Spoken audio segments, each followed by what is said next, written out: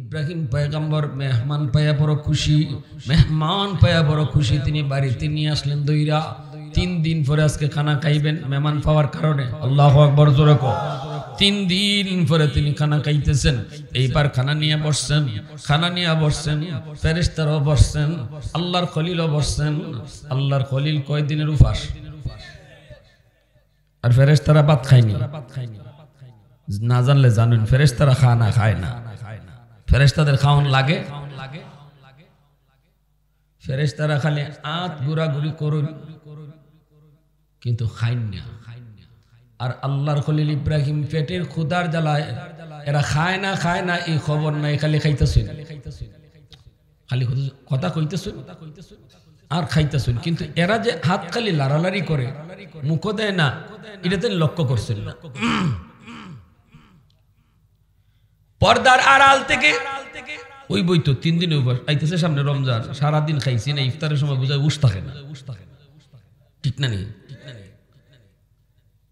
ইফতারের সময় যদি কেউ আবার আইয় হয় তো এই সময় আবার ভালো লাগে না, মনে হইতে তো আমার একলাই লাগবে, এই লোকের লাগে আমার, ঠিক না নেই? কিন্তু 5 মিনিট খাওয়ার পরে আর চলে না, তখন মনে হয় দূর আরো 2 জন যদি থাকতো কত ভালো হইতো। কিন্তু খাইবার আগে ইফতার সামনে যা আছে মনে হয় সবগুলো আমার একাই লাগবো, আরো শর্ট অফ করতে পারে। এইগুলো আমরা সারাদিন না খাওয়ার কারণে আমাদের একটা আগ্রহ। ইব্রাহিম আলাইহিস সালাম 1 দিন না 2 দিন না 3 দিন, 3 দিন না খেয়ে খাওয়ার সামনে পাইছেন। মেহমান বইছে তো খাইবই, ইনি ইডার খেল খাইতেছে।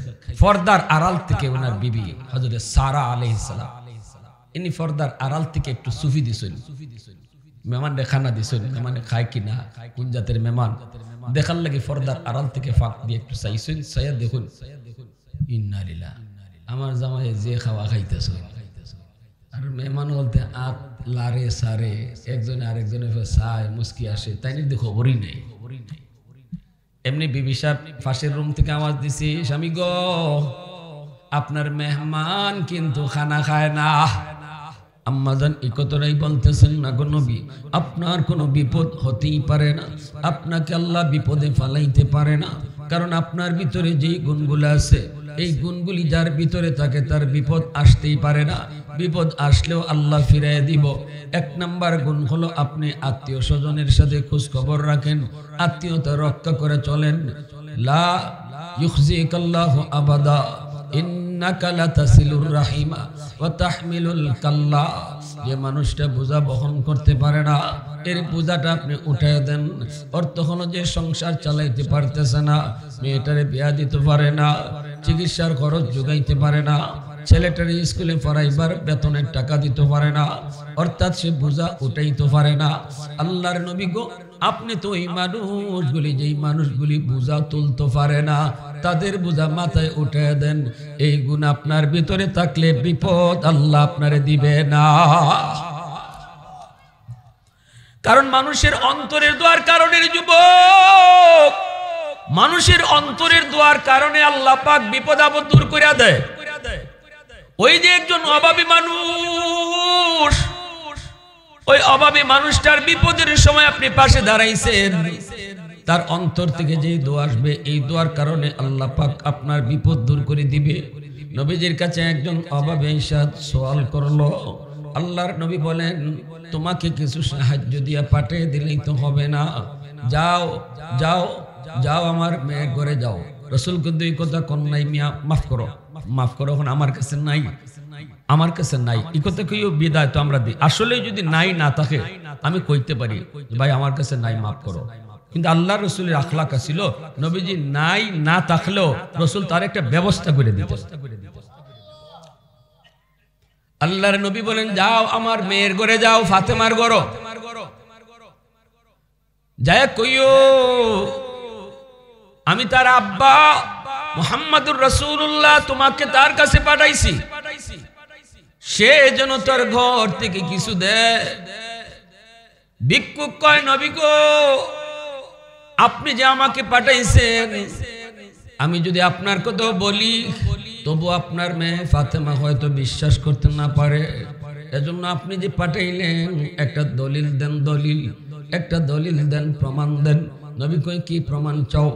ভিক্ষুক কয় আপনার একজন সাহাবীরে আমার লগে দিয়ে দেন। আল্লাহর নবী বলে সালমান তুমি যাও, তার লগে তুমি যাও। সালমান ফার্সি এই ভিক্ষুকের লগে তিনি আসলেন। আম্মা নবীর মেয়ে, কলিজার টুকরা মেয়ে খাতুনে জান্নাত ফাতেমা রাদিয়াল্লাহু তাআলা আনহা ওনার দরজার সামনে এসে হাজির।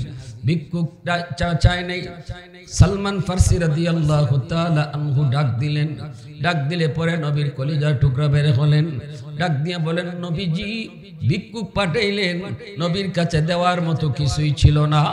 নবী বলছেন তোমাকে কিছু দেওয়ার জন্য ভিক্ষুককে তোমার ঘরে নবী পাঠিয়ে দিয়েছেন। এইবার নবীর কলিজার টুকরা বলে ওগো আমার বাবার সাহাবী, আমার বাবার ঘরে যখন কিছু থাকে না তখন আমার ঘরেও কিছু থাকে না। আমার আব্বার কাছে যদি কিছু থাকে আমার কাছেও থাকে। আল্লাহু আকবার জোরে কও। কারণ আমার আব্বা আমাকে ফালায়া বাবা কিছু খায় না, বাবার ঘরে কিছু নাই। আমি ফাতেমার ঘরেও তখন কিছু নাই, আমার ঘরে কিছু থাকলে বাবার ঘরেও থাকে। আল্লাহু আকবার জোরে কও। আল্লাহ নবী রহমতের নবী, মায়ার নবী, তিনি তো পাঠাইলেন, এইদিকে তিনি পাঠাইছেন, কিন্তু নবীর কলিজার টুকরা কি করবেন? সাথে সাথে একটা চাদর তিনি বের করলেন। চাদরটা বের করে, দামি একটা রেশমি চাদর, চাদরটা বের করে নবীর সাহাবী সালমান ফার্সি রাদিয়াল্লাহু তাআলা আনহুর হাতে দিয়ে বলেন এই চাদরটা নেন।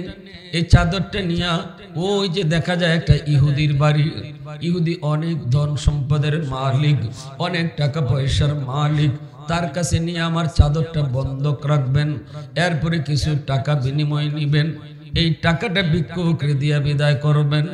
সালমান ফার্সি চাদরটা নিয়ে তিনি ভিক্ষুক আর তিনি দুজন মিলা গেলেন সেই ইহুদির বাড়িতে। ইহুদিরে ডাক দিলেন, ডাক দিয়া বলতেছেন নেন চাদরটা বন্ধক রাখেন, বিনিময়ে কিছু দেন ভিক্ষুককে দেওয়ার জন্য। ইহুদি চাদরটা হাতে নিয়ে বারবার চাদরের দিকে তাকায়। ইহুদি চাদরটা নিয়ে তাকায় আর কয় সালমান এই চাদর কি নবীর মেয়ে ফাতেমার চাদর? বলে কেমনে বুঝছো?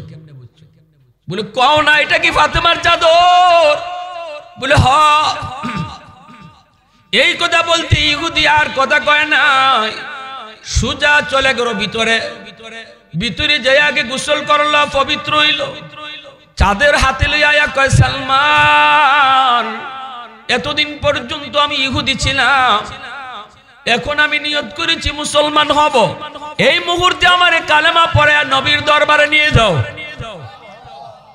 সালমান ফার্সি কয় বাইরে কি ব্যাপার, কারণ কি একটু কও না।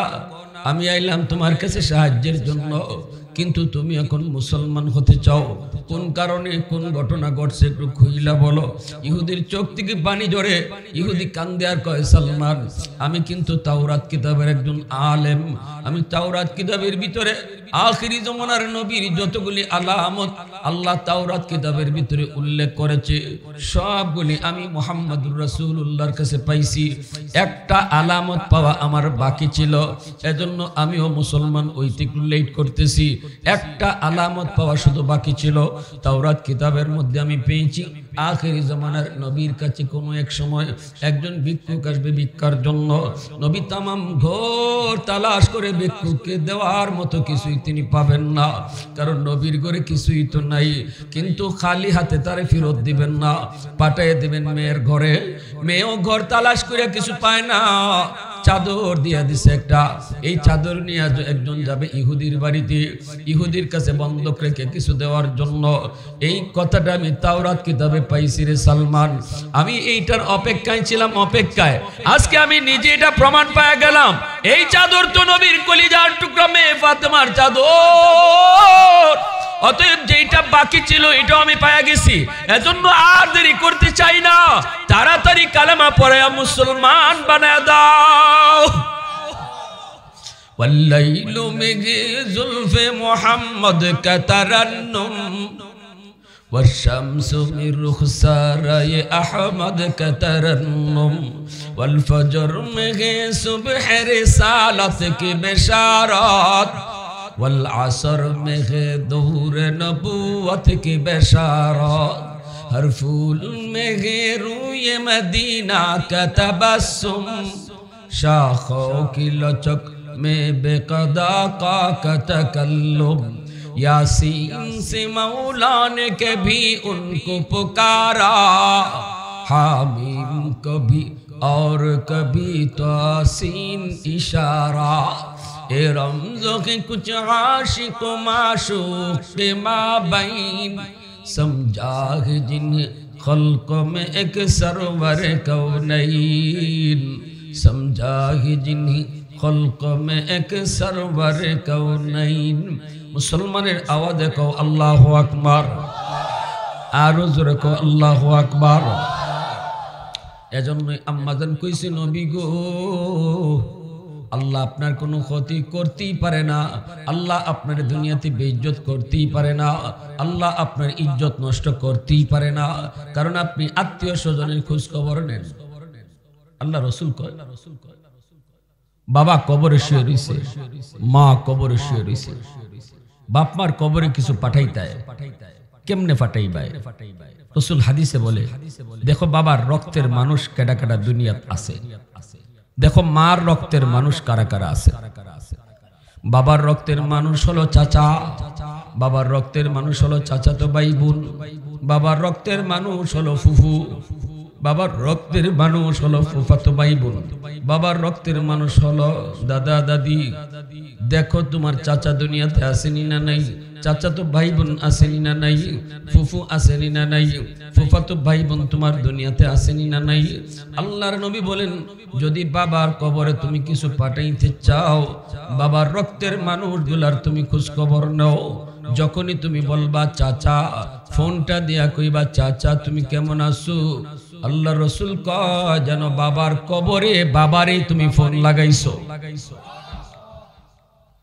মা দুনিয়াতে নাই কিন্তু মা রক্তের মানুষ দুনিয়াতে জীবিত মা রক্তের মানুষ হলো নানা নানি মা রক্তের মানুষ হলো মামা মামি মা রক্তের মানুষ হলো খালা খালু মা রক্তের মানুষ হলো খালাতো ভাই বোন মা রক্তের মানুষ হলো মামাতো ভাই বোন আজ আল্লাহ তোমাকে অনেক সম্পদের মালিক বানাইলো বাবার কথা তোমার ইয়াদ পড়েছে মার কথা ইয়াদ হয়েছে যুবক মার কবরে তুমি কিছু পাঠাইতে চাও মায়ার নবী দয়ার নবী বলেছেন মার রক্তের মানুষটার একটা ফোন দাও ফোনটা দিয়া শুধু কও খালা তুমি কেমন আছো মামা তুমি কেমন আছো খালা তো ভাইটারে জিগাও ভাইরে তুই কেমন আছো এই মার রক্তের মানুষটার খবর নেওয়ার কারণে মায়ার নবী কয় ফোনটা আল্লাহ পাক মার কবরে পাঠিয়ে দিব আওয়াজ আসতে হয় কেন আরো জোরে এ যুবক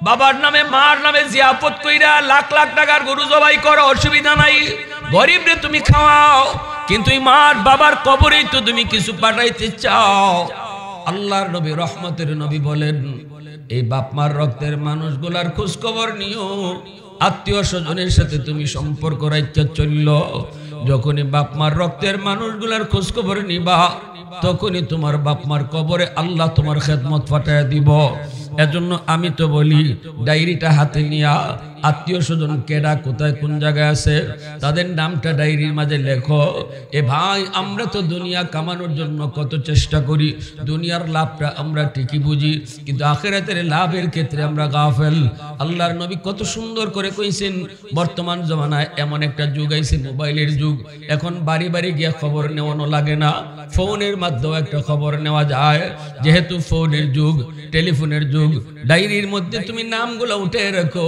খালা খালার না খালার নাম্বারটা উঠাও মামা মামার নাম্বারটা উঠাও খালাতো ভাইয়ের নাম লিখে নাম্বারটা উঠাও এইদিকে বাবা নাই বাবার রক্তের মানুষগুলার নামগুলা উঠাও ডান দিকে তুমি মোবাইল নাম্বারটা উঠাও এরপরে উপরে তুমি লেখো সপ্তাহে একদিন ফোন দিয়া এই মানুষগুলার খবর নিবা অথচ 15 দিন অথবা 15 দিন পর পর তাদের খবর নিবা অথবা মাসে একবার তাদের খবর নিবা এ যুবক কিছু টাকা মোবাইলের ভিতরে ঢুকাইয়া তুমি যদি বাবার আদর্শ সন্তান হও, তুমি যদি মার আদর্শ সন্তান হও, তুমি যদি সত্যিকার অর্থে তুমি চাও মার কবরে তুমি কিছু পাঠাইতায়, বাবার কবরে তুমি কিছু পাঠাইতায়, এই নাম্বারগুলোতে যখনই তুমি ফোন দিছো, যে বাবার রক্তের হলে বাবার কবরে ফোন যায়, আর মার রক্তের মানুষ হলে মার কবরে ফোন যায়। আল্লাহ জানায় দেয় তোমার রক্তের মানুষের খবর নিছে তোমার সন্তান, আমি আল্লাহ তোমার কবরের শান্তি বাড়াইয়া দিছি। তোমার রক্তের মানুষের খবর নিছে তোমার সন্তান, আমি আল্লাহ খুশি হইয়া তোমার কবরের শান্তি বাড়াইয়া দিছি, অশান্তি আমি দূর করে দিছি। এ যুবক, আমার নবীর কথা শুনো, আমার নবী কত সুন্দর কথা কইছে। এজন্য আম্মা জান খাদিজাতুল কুবরা রাদিয়াল্লাহু তাআলা আনহা কয়, না গো নবী না, আল্লাহ আপনারে বেইজ্জত করবে না, দুনিয়াতে আল্লাহ আপনার অপদস্থ করতেই পারে না, আল্লাহ আপনার ক্ষতি করতেই পারে না, কারণ আত্মীয় স্বজন সবার খোঁজ খবর আপনি রাখেন, আত্মীয়তার সম্পর্ক নষ্ট করেন না। কিয়ামতের ময়দানে যারা দুনিয়াতে আত্মীয়তার সম্পর্ক নষ্ট করব, এদের দিকে আল্লাহ চাইতোই না। হাদিস শরীফ আল্লাহ রাসূল দুনিয়াতে যারা আত্মীয়তার সম্পর্ক নষ্ট করে নিব, এর ফায় আল্লাহ চাইতোই না, তাকাইতোই না। আল্লাহ এটারে এত খারাপ জানে। এরপর কইছে আম্মা জান কইছে, আপনি অভাবীর অভাব দূর করেন, আপনি যে মানুষটা চলতে পারে না তারে চলবার সুযোগ করে দেন। দেখেন একটা সাইল আসছে, রসুল নিজে ফারুন্যা দিতা, কিন্তু এরপরও যাওগা এই কথা কইছেন না, রসুল একটা ব্যবস্থা বাতাইয়া দিচ্ছেন। সুবহানাল্লাহ। আর একজন আইছে, রসুল একটা তোমারে তো আমি টেকা যদি দেলাই এখন না খরচ করে লিবাই, তো এক কাম করো, তোমার আমি একটা কোরাল কিনে দেলাই, এই কোরালটা দিয়া তুমি জঙ্গলে যাইবাই, জঙ্গলে গিয়ে কাঠ কাটবাই, কাঠ কাটতে বাজারে নিয়ে কাঠ বেচবাই। এইভাবে দেখা গেছে এই লোকটা একটা কোরাল কেনার পরে তার অভাব দূর হইয়া সে সচ্ছল হয়ে গেছে। সমাজের 10টা যুবক যদি চায়, সমাজের 10টা যুবক যদি চায় আমাদের একজন অভাবী মানুষ সমাজের মধ্যে একটা ভালো মানুষ, অভাবের মধ্যে ফইরা বউ বাচ্চা নিয়ে বড় কষ্টে আছে, একবার দুইবার সাহায্য করার দরকার নাই, কিছু টাকা একবারে তুললা তার একটা দোকান দেওয়ার ব্যবস্থা করে, একটা সেলাইয়ের মেশিন দিয়া দাও তার বউরে, দেখবা কোনো একটা উপার্জন করার সিস্টেম যদি তারে দেখায় দাও, এটা আমার নবীর বহুত বড় সুন্নাত। একটা ব্যবস্থা দিয়া দাও, একটা রিক্সা কিনে দিয়া দাও, যাও তুমি রিক্সা পাও, 10 জনে মিল্লা 5 জনে মিল্লা সংসারটা চলুক, একটা রিক্সা উসিলায়। মহিলা বিপদ আছে, একটা গাই কিনে দিলাও, সবাই মিল্লা নেও, গাইটার তুমি ফালো, বাছুর দুধ দিব, দুধ বিচ্ছা দেখবা একটা সংসার চলে গেছি। আলহামদুলিল্লাহ। হালাল রুজি হালাল কামাই যদি কম হয় আল্লাহ এর মধ্যে বরকত বাড়াইয়া দেয়, আর হারাম যদি একবার আকাশ পরিমাণ হয় বরকত থাকে না। হারামে আরাম নাই, ঠিক না? জোরে কর। হারামে সুদের ব্যবসা কইরা ঘরে লাখ লাখ টাকা ঢুকাইছো, লাভ নাই, 2 দিন পরেই ফুলায় তোমারে ঘর থেকে বাইর করব। 2 দিন পরেই বউ তোমার সাথে যা তা ব্যবহার করব, শান্তি আল্লাহ দিবে না, কারণ আল্লাহ নারাজ হয়। ইয়ামহাকুল্লাহুর রিবা ওয়া ইউরবিস সাদাকা। আল্লাহ পাক রব্বুল আলামিন সুদ করে দেখতেই পারে না, এজন্য আল্লাহ পাক কয় দুনিয়াতেই সুদ করে আল্লাহ ধ্বংস করব, তার সম্পদ ধ্বংস হইব, সম্পদ ধ্বংস হইব। বউ বাচ্চা ভাই ভাই বাপ বেটা কারো মধ্যে আল্লাহ মিল রাখবে না যদি গড়ে হারাম টাকা ঢুকে। টাকা তো মানুষে কামায় আরামের লাগি, কিন্তু এই টাকায় যদি জ্বালা বাড়ায় তাইলে কেন কামাইব, কেন এই টাকা ঢুকাইব? আমরা যদিও দেখি হারাম টাকা যারা কামাইতেছে অল্প দিনে আঙ্গুল ফুলে কলা গাছ হইতেছে, খবর লইয়া দেখেন গড়ে কদ্দুর শান্তি আছে। বাহির থেকে তো আমরা বুঝি না, ভিতরে ঢুকে দেখেন শান্তির মালিক কেডা? চেয়ারম্যান সাহেব। আপনাদের এলাকার চেয়ারম্যানের শান্তি বেছে, হ্যাঁ? শান্তি এমপির কাছে, হাসিনার কাছে? হাসিনা তো শান্তিত নাই, ঠিক না? জুড়ে কর। হ্যাঁ, শান্তির মালিক কেডা? আল্লাহ। এই জন্য এটা আল্লাহ নিজের কাছে রাখছে। কেন লাগি? আর নাইলে পয়সাওয়ালারা টেকা যায় শান্তি কিনে লইব। আল্লাহ কয় টেকার মাঝে আমি শান্তি রাখছি না, ক্ষমতার মাঝেও আমি শান্তি রাখছি না, চেয়ারের মাঝেও শান্তি রাখছি না। শান্তি আমি আল্লাহ দেই। একটা গরিবের অন্তরে আমি শান্তি দিতে পারি। নাক ডাকায়া ঘুমাইবো রিকশাওয়ালা, আর তুমি হারাম কর 10টা ঘুমের ট্যাবলেট খাইয়েও ঘুমাইতে পারতাই না। খালি আত ইবাই নিবাই আর হিবাই নিবাই, বালিশ খালি উল্টাইবাই, ঘুম আর আইতো না। ঠিক কিনা জোরে খান? অসুবিধা হইতেছে আপনাদের? কষ্ট পাইতেছেন আমার কথা? বুঝি না আমরা শান্তি কোন জায়গাতে? আল্লাহ শান্তি একমাত্র আমি আল্লাহরে মানার মধ্যে। আমারে ভয় করে চলো, হারাম থেকে বাঁচো। গুনাহ থেকে যে যত বেশি বাঁচবো তার কলিজায় আল্লাহ তত শান্তি বাড়াইয়া দিব। এজন্য আমার ভাইরা বন্ধুরা বলতেছিলাম, একটু মন দিয়ে দিল দিয়ে শুনেন। আম্মাজান বলেন, নবী না না, আল্লাহ আপনারে বিপদে ফেলাইতে পারে না, আল্লাহ আপনার বিপদ আপদ দিতে পারে না। যেই সমাজের ভিতরে যুবকগুলি সমাজের ভালো ভালো কাজ করার উদ্যোগ নেয়, এই যুবকগুলিরও আল্লাহ পাক তার সামনের জীবনে কোনো ঘাটে আটকাইতো না। সামনের জীবনের যতগুলি ঘাটগুলাতে আল্লাহ তারে বেইজ্জত করতো না। কাল্লা লা ইউখজিকাল্লাহু আবাদা। কারণ এই যুবকের জন্য একটা গরিব মানুষের দোয়া আছে। ঠিক না জোরে কও? কারণ এই গরিবটার, এই যুবকটার জন্য তার আত্মীয় স্বজনের দোয়া আছে। এরপরে আম্মাদান কয়, আপনি মেহমানের মেহমানদারি করেন, মেহমানের মেহমানদারি করেন। মেহমানের মেহমানদারি করা ওয়াজিব। যদি আপনার ঘরে মেহমান আইয়, মেহমানের সাথে আপনি খারাপ আচরণ করতে হয় না। মেহমান যদি আইয়, মেহমানের মেহমানদারি করা কিন্তু ওয়াজিব। দাওয়াত দেওয়া সুন্নত, আইলে পরে তার কদর করা ওয়াজিব। এজন্য আল্লাহ রাসূল সাল্লাল্লাহু আলাইহি ওয়াসাল্লাম বলেন, মান আরাদা আন ইয়াবসুতার রিজকা ফালইউকরিম দাইফা। নবীজি বলেন, শোনো, কেউ যদি রিজিকের ভিতরে প্রশস্ততা চাও, ব্যবসার ভিতরে যদি বরকত চাও, তোমার ইনকামের ভিতরে যদি তুমি বরকত চাও, আল্লাহ নবী বলেন বেশি বেশি করে মেহমানদারি করো।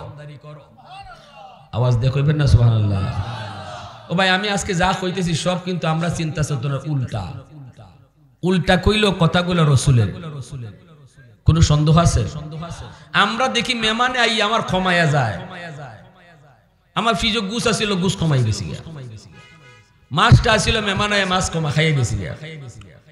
এটা আমি আপনি দেখি, কিন্তু আল্লাহ রসুল কয়, আমি রসুল বলতেছি, মেহমানে আইয়া তোমার রিজিক বাড়ায় দেয়া গেছে।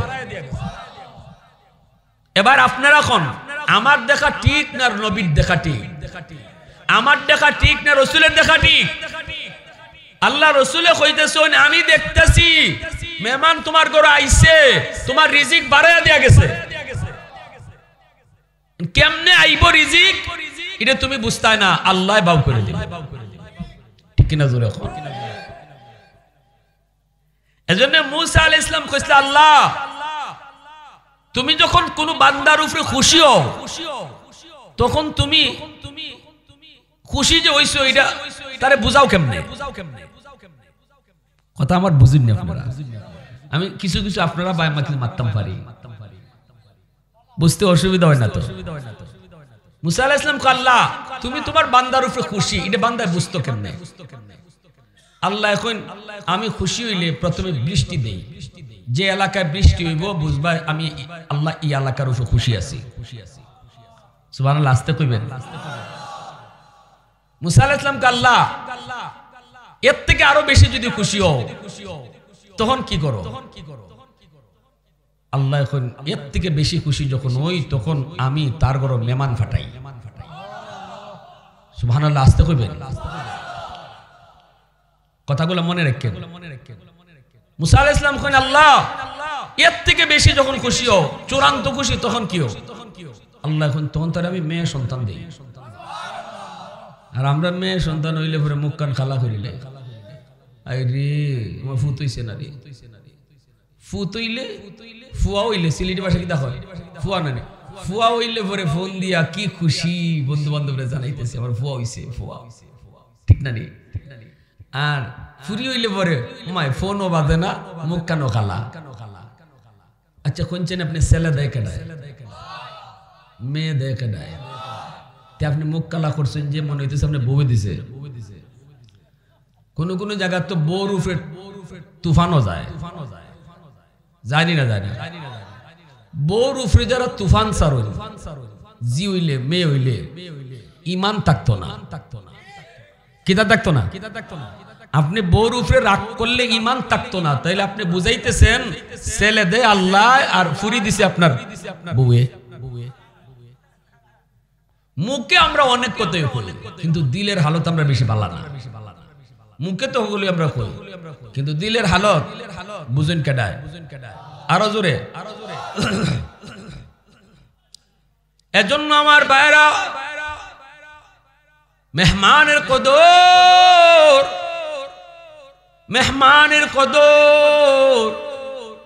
আম্মাদান কই নবী গো আল্লাহ আপনারে কোনোদিন বেইজ্জত করবে না কারণ আপনি মেহমানের মেহমানদারি করেন মেহমানকে আপনি কষ্ট দেন না ভাইরা বন্ধুরা এই যুবক ইব্রাহিম আলাইহিস সালাম তিনি মেহমান ছাড়া খানাই খাইতেন না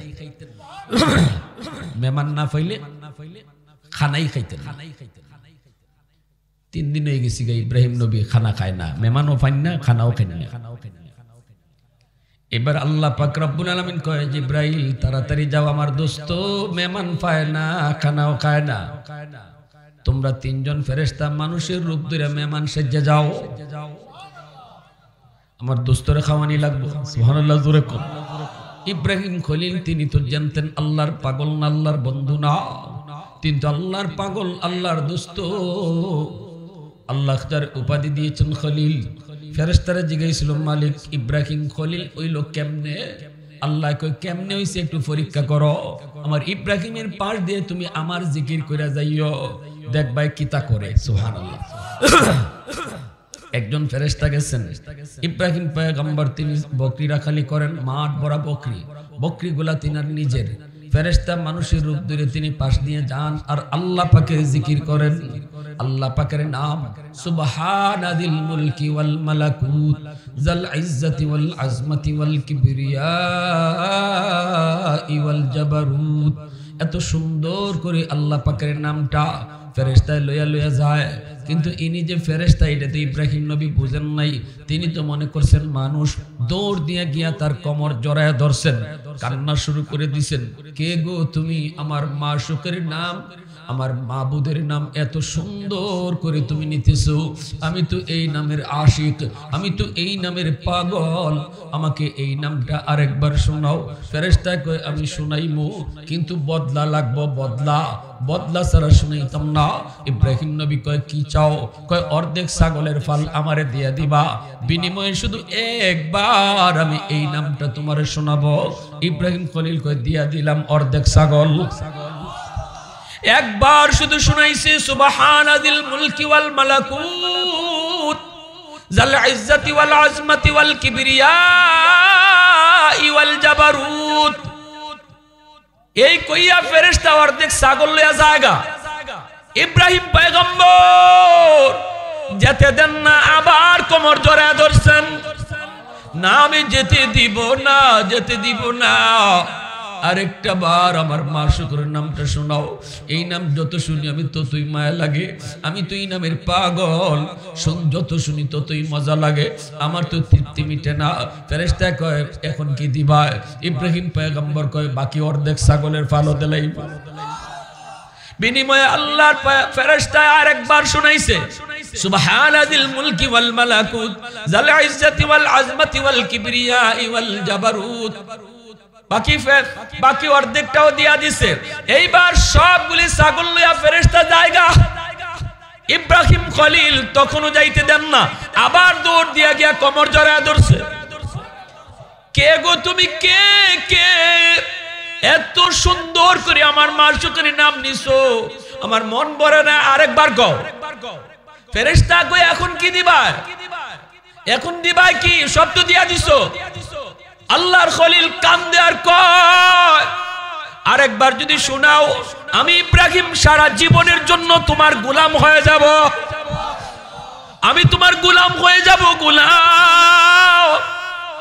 বিনিময়ে শুধু আরেকবার আমার মা শুকরের নাম তুমি শোনাও, আরেকটা বার যদি শোনাও আমি তোমার গোলাম হয়ে যাব। मैं तालिब मौला हूँ मेरे इश्क़ निराला, मैं तालिब मौला हूँ मेरे इश्क़ निराला, है जुमला जहाँ जिनकी तजल्ली से उजाला, मैं दर्द जहाँ गैर खुदा यार नदारम, जुज़ याद खुदा ही चे दिगर कार नदारम, যদি আদে খুদা হিচে দিগর কার নাদারম। মুসলমানের আওয়াজে বলি আল্লাহু আকবার। ফেরেশতা তিনজন মানুষের সুরত দুলাইছেন ইব্রাহিম নবীর বাড়িতে। নবী ইব্রাহিম পয়গম্বর মেহমান পায়া বড় খুশি, মেহমান পায়া বড় খুশি, তিনি বাড়িতে নিয়ে আসলেন দইরা। 3 দিন পরে আজকে খানা খাইবেন মেহমান পাওয়ার কারণে। আল্লাহু আকবার জোরে কও। 3 দিন পরে তিনি খানা খাইতেছেন। এইবার খানা নিয়ে বসছেন, খানা নিয়ে বসছেন, ফেরেশতারাও বসছেন, আল্লাহর খলিলও বসছেন। আল্লাহর খলিল কয়দিনের উপাস, আর ফেরেশতারা ভাত খায়নি। না জানলে জানুন, ফেরেশতারা খানা খায় না। ফেরেশতাদের খাওয়ান লাগে, ফেরেশতারা খালি আত ঘুরাঘুরি করুন কিন্তু খাইন না।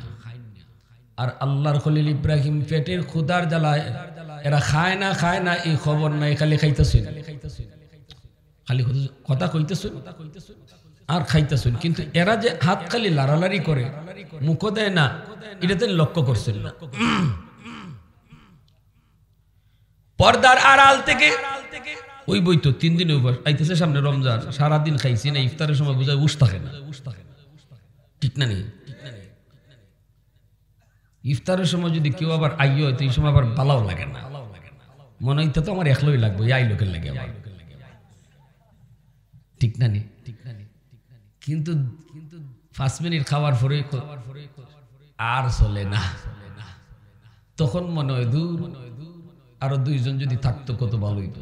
কিন্তু খাইবার আগে ইফতার সামনে যা আছে মনে হয় সবগুলো আমার একাই লাগবো, আরো শর্ট অফ করতে পারে।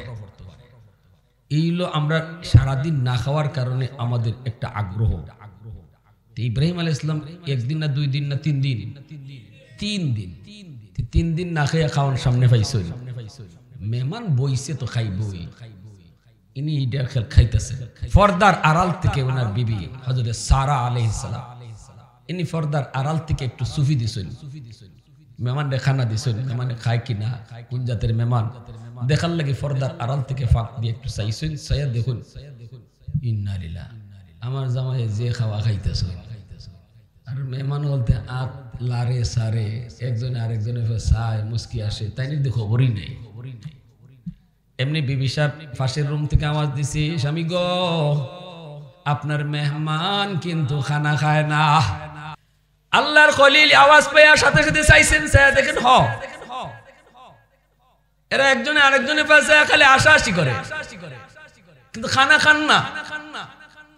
আল্লাহর খলিল ইব্রাহিম তিনি ডাক দিয়া কয়, ইন্না লিল্লাহ, কি ব্যাপার? ইন্না লিল্লাহ, আমার কি কোনো ভুল হইছে আপনাদের? নাকি খাওয়ানোর মাঝে কোনো লবণ বেশি হইছে, নাকি তেল বেশি হইছে? আপনাদের খাওয়ান চয়েস হইছে না? হায় হায়, আমার কি জানি সমস্যা, পেরেশান হয়েছেন আপনারা যে খানা খাইতেছেন না। তখন জিবরাইল আলাইহিস সালাম কয়, নবী গো পেরেশান হইেন না, আমরা মানুষ না। সুবহানাল্লাহ, জোরে কও। নবী গো আপনি পেরেশান হইেন না, আমরা মানুষ না, আমরা নূরের তৈরি ফেরেশতা। জিবরাইল, মিকাইল, ইসরাফিল, আল্লাহু আকবার, জোরে কও। আজ 3 দিন হয়ে যায় আপনি আল্লাহর দোস্ত খানা খান না, মেহমান না পাওয়ার কারণে আল্লাহ আমাদেরকে মেহমান বানায় পাঠাইছে আপনারে খানা খাওয়ানির লাগি। আল্লাহ, আমরা তো ফেরেশতা, আমরা খানা খাই না, আমাদের খানা খাওয়ানোর বৈশিষ্ট্যই নেই। এ যুবক, এজন্য বলি শুনো, আল্লাহর নবী রহমতের নবীর একটা গুণ ছিল, নবী মেহমানদারি করতেন। আল্লাহর নবীও মেহমান নিয়ে সবসময় খানা খাইতেন। এজন্য আল্লাহর ওলিদেরকেও দেখবা, খাঁটি আল্লাহর ওলি যারা, এরাও যখন খানা খায় একা খায় না, মেহমান নিয়ে খাইতে পছন্দ করেন, এটা আমার নবীর বহুত বড় সুন্নত। আল্লাহু আকবার, জোরে কও, বহুত বড় সুন্নত। কারণ মেহমান নিয়ে খানা খাইলে এই খানার মধ্যে ঘরের রিজিকের মধ্যে বরকত বাড়ায় দেয় কে? ইন্নাকা লাতাসিলুর রাহিমা ওয়া তাহমিলুল কাল্লা ওয়া তাকসিবুল মাদুমা। যার কাপড় নাই, কাপড় চোপড় কেনার ক্ষমতা নাই, তারে আপনি কাপড় চোপড় কিনা দেন। ওয়া তুঈনু আলা নওয়াইবিল হক, আপনি সব সময় মানুষকে ভালোর কাজের দিকে ডাকেন। ওই যে যুবকদেরকে নিয়ে ওই যে মায়ের বাঙ্গায়া দেন, কত বড় মায়ের হজরে আসওয়াদ নিয়ে লাগলো। মক্কার মানুষগুলা তারা চার দলে বিভক্ত হয়ে গেল। হজরে আসওয়াদ জান্নাতি পাথর, এই পাথর আল্লাহর ঘরখানায় কাবার ভিতরে কে বসাইব, কোন গোষ্ঠীর লোকে বসাইব? এটা লইয়া সাইরো গোষ্ঠী তলোয়ার লইয়া টেটা সুলফি লইয়া রেডি, জান যাইবুগা, তবুও জান্নাতি পাথর আমরা বইমু। হি দলে কয় আমরা বইমু, বেটা হইলে আও। আল্লাহ নবী তখনও নবুয়তি পান নাই, নবীজি ইয়াং, নবী যুবক, কিন্তু মক্কার মানুষ নবীরে আল আমিন উপাধি ডাকে। বিশ্বস্ত আল্লাহ নবীকে আল আমিন সত্যবাদী কয়ে ডাকে। নবীজির সুনাম চতুর্দিকে ছড়িয়ে পড়লো। এই অবস্থায় যুদ্ধ লাগবে। হজরে আসওয়াদ কেডায় বইতো আল্লাহর ঘরখানায় কাবা, কারণ খানায় কাবা তখন মক্কার মানুষেরা তারা সংস্কার করছিল। আল্লাহর ঘরখানায় কাবা একরকম ভাঙ্গে গেছিল, পুরাতন হয়ে গেছিল, দরজা জানালা জইরা পড়ে গেছিল। তখন মক্কার মানুষেরা খানায় কাবাকে আবার সংস্কার করছে। ওই যে হজরে আসওয়াদটার নামাই ছিল জান্নাতি পাথর, এই হজরে আসওয়াদ জান্নাতি পাথরটা তারা এখন আবার জাগাত বইব, কিন্তু এটাকে সৌভাগ্য মনে করতেছে সবাই। জান্নাতি পাথর আমরা বইমু, আমরা বইমু, হেরা কয় আমরা বইমু। এখন তো মারামারি ওই এখন খারাকি হইব, কারণ ওই সময় তো ছোট্ট থেকে ছোট্ট বিষয় নিয়ে তাদের মাঝে যুগ যুগ ধরে মারামারি হইতো। সেই যুগটার নাম ছিল জাহিলি যুগ। ওই যুগে আমার নবী দুনিয়াতে আগমন করেছেন। উটের পানি আগে কেডা খাইব, কার উঠে আগে পানি খাইব, এটা লইয়া মাইল লাগতো। এই মাইল 10 বছর চলতো। এটা একটা বিষয় হইল, কার উঠে আগে পানি খাইব, এটা লইয়া মাইল লাগতো। বাপ যদি মইরা যায়, মরবার আগে ফুয়ারে খয়ে যেত, তুই যদি আমার ঘরে ফুয়া হয়ে তখস বদলা নিবে। কেমন কথাটা হয়ে যায়, বুঝছেন নি? ওই যুগটা ছিল জাহিলি যুগ। ওই যুগে আমার রসুল আইছেন, রসুল আইয়া দেখুন মাইল লাগি যাবো, এখন খারাপ হইব। তখন এরা সিদ্ধান্ত নিছে আগামী কাল সবার আগে বাইতুল্লাহ খানায় কাবা যে আইব, সে যা ফয়সালা দিব আমরা মানি লাইমু। এটা হইছে সিদ্ধান্ত। সবার আগে সবাই দেখতেছে খানায় কাবায় আমার আপনার নবী আইতেছেন। আল্লাহু আকবার। নবীর দিকে এরা খুশি, মুহাম্মদ আসতেছে আল আমিন। তখন তো নবী নবী না, নবীর সবাই মানে এই সময়। আবু জাহেলও নবীরে মানে এই সময়। আল্লাহ নবীরে খুব মায়া করতো আবু জাহেল। আল আমিন উপাধিটা সর্বপ্রথম ঘোষণা দিছে আবু জাহেলে। আল্লাহু আকবার। কপালে এর হেদায়েত নাই, এটা ভিন্ন কথা। নাইলে আবু জাহেল একটা কপাল পাইছিল। তার জীবনীতে লিখন কিতাবে ওই দিন পড়ছে, আমি এটা জানতামই না। আবু জাহেলের জন্ম হইছে আল্লাহর ঘরখানায় কাবা তওয়াফ করা অবস্থায়। আবু জাহেলের মা আল্লাহর ঘরখানায় কাবা তওয়াফ করতেছেন, এই তওয়াফ করা অবস্থায় আবু জাহেলের জন্ম। ইজাত কপাল কার আছে কোনচাই? কিন্তু এর পরেও কপালে হেদায়েত। আর আবু বকর সিদ্দিক জন্ম নিছেন কাফেরের ঘর, মাও কাফির বাপও কাফির। সে আবু বকর হইছেন নবীর প্রথম সাহাবী। সুবহানাল্লাহ, প্রথম খলিফা, আল্লাহ নবীর প্রিয় দোস্ত। এজন্য কে কোন বংশের, কে কতটুকু উফরে, কে কতটুকু নিচে, কে কি যা চাকরি করে, কে লন্ডন আছে আর কে বাংলাদেশে আছে, হেদায়েতের জন্য এটা মাপকাঠি না। আল্লাহ রিকশাওয়ালারও কোটিপতির আগে হেদায়েত দিয়া দিতে পারে। হেদায়েতের মালিক কে? এটাও টেকা দিয়ে কিনা যায় না, এটা ফাওয়ার দিয়ে আনা যায় না, এটা আল্লাহর হাতে। আল্লাহ নবী আয় কইতেছেন, শোনো আমি মাইর ভাঙ্গিয়ে দিতেছি। আল্লাহ রাসূল কয় একটা চাদর আনো। একটা চাদর আনা হইছে। চাদর আন্না রাসূল কোন চাদরের মাঝখানো এই পাথরটারে রাখো। সাদ্দরের মাঝখানে পাত্রটা রাখা হয়েছে। সাদ্দরের কোনা কয়টা? চার কোনা নানি। আর যে চার গোষ্ঠীর মাঝে ঝগড়া, এই চার গোষ্ঠীর চার নেতারে আল্লাহ রসুলে ডাক দিচ্ছেন, ডাক দেখুন এই গোষ্ঠীর কেডা নেতা? আমি। এই গোষ্ঠীর নেতা কেদা? তুমি। এই গোষ্ঠীর নেতা আমি। এই গোষ্ঠীর নেতা আমি। তোমরা চারজনে চার কোনা ধরো। আল্লাহু আকবার, জোরে খাও, আরো জোরে খাও না। রসুল কয় চারজনে চার কোনা ধরো, দইরা পাত্তরে জাগাও। চারজনে চার কোনা দইরা পাত্তরে জাগাইয়া একবার আল্লাহর ঘর খানায় কাবার দ্বারো লই আইছিল, যে জায়গার মাঝে পাত্তরটা বয় নিব। এখানে আওয়ার পরে আল্লাহ রসুল আস্তে করে নিজের হাত কান লাগাইয়া পাত্তরটারে বয় নিছিল।